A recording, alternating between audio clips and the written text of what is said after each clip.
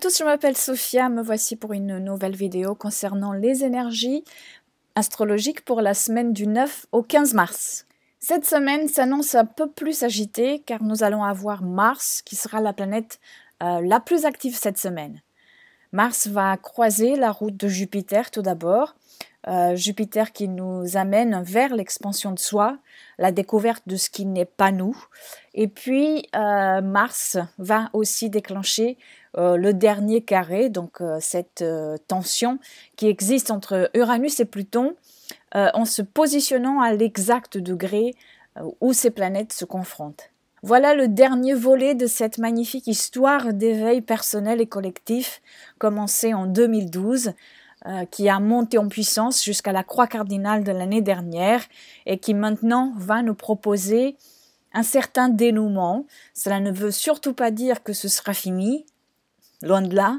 Ce sont des planètes lentes, donc elles travaillent toujours en coulisses, en profondeur, en nous. Nous allons voir encore pendant quelques années les fruits de ce carré, de cette tension existante entre Uranus et Pluton. Mais dans l'immédiateté, Mars va peut-être nous pousser un peu plus, va peut-être aussi nous demander de nous dépasser, d'aller au-delà. Très certainement, tout d'abord avec le lien qu'il va faire cette semaine à Jupiter, ils seront en harmonie, en trigone, ils distilleront pas mal d'une énergie qui est celle de tous les possibles.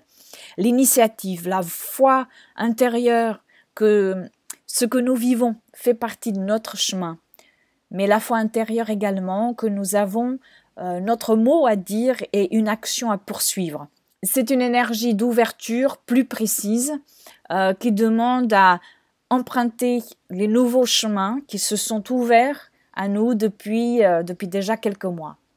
Vous ressentirez peut-être plus fortement cette énergie si vous avez des planètes angles ou nœuds personnels entre 12 et 14 degrés du Bélier ou du Lion. Et puis en milieu de semaine, voici Mars donc entre Uranus et Pluton, où il va accentuer ce qui ne marche pas et ce qui marche. Cela dépendra de la situation de chacun. Mars va venir nous demander de prendre des risques et il faudra faire une certaine attention à cela, car c'est une énergie rapide, d'instinct, et qui ne souhaite se perdre en aucune réflexion. Donc plus que jamais, il faudra être vigilant dans ses actes et paroles pour ne pas venir à regretter par la suite ce qui est sorti comme une impulsion. Et cela peut être extrêmement rapide et inattendu parce qu'Uranus, c'est cette planète avec une énergie de révolution, de libération d'un trop-plein d'illusions ou de faux semblants qui doivent à un moment devenir authentiques. C'est l'énergie qui permet l'éveil.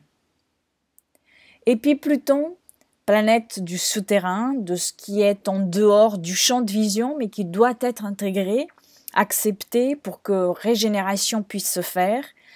Donc pour revivre à nouveau, il faut une mise en face de la frustration, de la peur, et Pluton permet cela. Il détruit pour reconstruire. Ce sont véritablement des forces intenses qui pourront prendre de l'ampleur en nous, dans le monde, parce que résistance se fait. Mars permet d'accomplir le sens solaire, d'aller vers plus de conscience en entrant dans l'action, mais il faut choisir quel type d'action et comment nous voulons mener ce désir d'accomplissement. Si vous avez des planètes angles ou nœuds personnels entre 14 et 15 degrés des signes cardinaux, eh oui, c'est encore les signes cardinaux, donc c'est-à-dire Bélier, Cancer, Balance et Capricorne, donc il se peut que vous soyez plus sensible à ces énergies. Le calme, l'apaisement sera peut-être plus difficile à trouver dans les jours à venir, mais les possibilités seront tout de même là. Pourquoi? Parce que Mercure, planète de l'intellect, va entrer cette semaine dans le signe du Poisson. Et ça va nous donner la possibilité de voir la vie autrement. Surtout parce que depuis que Mercure était entré en rétrogradation fin janvier, Mercure était resté dans un signe d'air, le Verseau, et même si c'est son élément, de nouvelles réflexions au niveau personnel, mais aussi collectif, ont été initiées, comme par exemple repenser, en France, et je pense aussi ailleurs, repenser le système d'éducation, repenser Internet, repenser le futur, etc. Donc maintenant, nous allons intégrer un peu plus l'émotionnel à tout ça, avec ce que cela implique de lumière et d'ombre. Nous allons être plus réceptifs, plus empathiques, mais certains se verront peut-être noyés par cette ambiance aussi également. C'est à ce moment-là qu'il faut se tourner vers l'émerveillement. Qu'il passe par l'art, la musique, la littérature ou la nature, cette connexion est favorisée et est extrêmement importante pendant cette période, car nos intellects y seront beaucoup plus réceptifs à la beauté qui se cache derrière quelque chose et comment cela peut véritablement nous être utile pour continuer à vivre au jour le jour.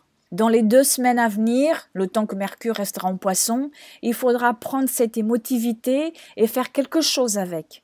Tout ce qui est donc de l'ordre de la créativité et du temps passé dans une activité comme la méditation par exemple, ou une activité d'ouverture de cœur qui peut aller du don de soi dans une association par exemple, mais aussi tout simplement en souriant et en étant plus concerné par l'autre et pas uniquement par le moi.